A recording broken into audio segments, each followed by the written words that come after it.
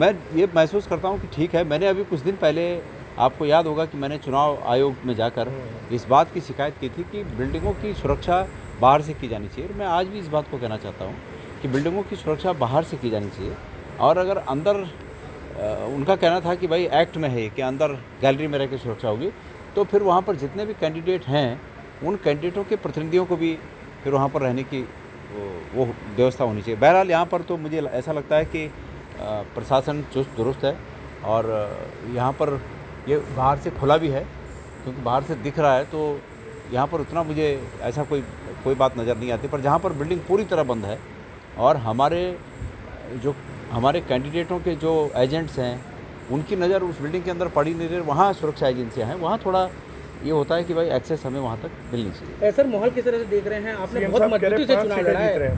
जी, CM साहब कह रहे 5 सीटें जीत रहे, आपको क्या उम्मीद है? देखिए, वो उनकी पार्टी के नेता हैं, वो कह रहे होंगे कि वो 5 सीटें जीतेंगे। अब तो सब बंद है ना मशीनों में, तो अब ये कहना कि मैं ही जीत रहा हूँ, इसके लिए 4 तारीख का इंतज़ार करना पड़ेगा। जहाँ तक मेरा अपना प्रश्न है, मुझे पूरी उम्मीद है कि यहाँ पर उत्तराखंड की जनता ने इस समय बदलाव के लिए वोटिंग की है, और जो ये बीजेपी ये मान रही थी कि बहुत सॉफ्ट पिच है, बहुत आसान पिच है, चुनाव जब सामने आया तो बहुत खुरदरी उन्हें पिच लगी।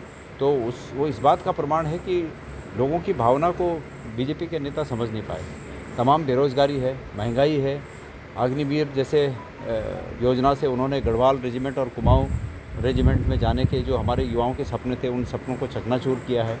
कानून व्यवस्था की बातें हैं, गढ़वाल में अंकिता भंडारी का मुद्दा आप समझ सकते हैं कि हमारी बेटियों के लिए कितना अहम मुद्दा था।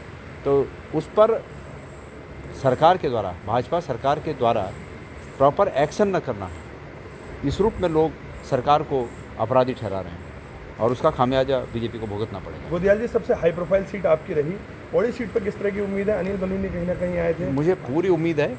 मैंने कहा कि मैंने कई बार कहा और आज इसको रिपीट करना चाहता हूँ कि चुनाव इस मुकाम पर आप पहुँचा था कि केंद्र और राज्य की सरकार गणेश गोदियाल को जीतने नहीं देना चाहती, और गढ़वाल की जनता, गढ़वाल के मतदाता गणेश गोदियाल को हारने नहीं देना चाहते। तो उस मुकाम पे वो चुनाव आ गया था, उस कसम में वो चुनाव हुआ, और मुझे पूरा भरोसा है कि गढ़वाल की जनता जीतेगी।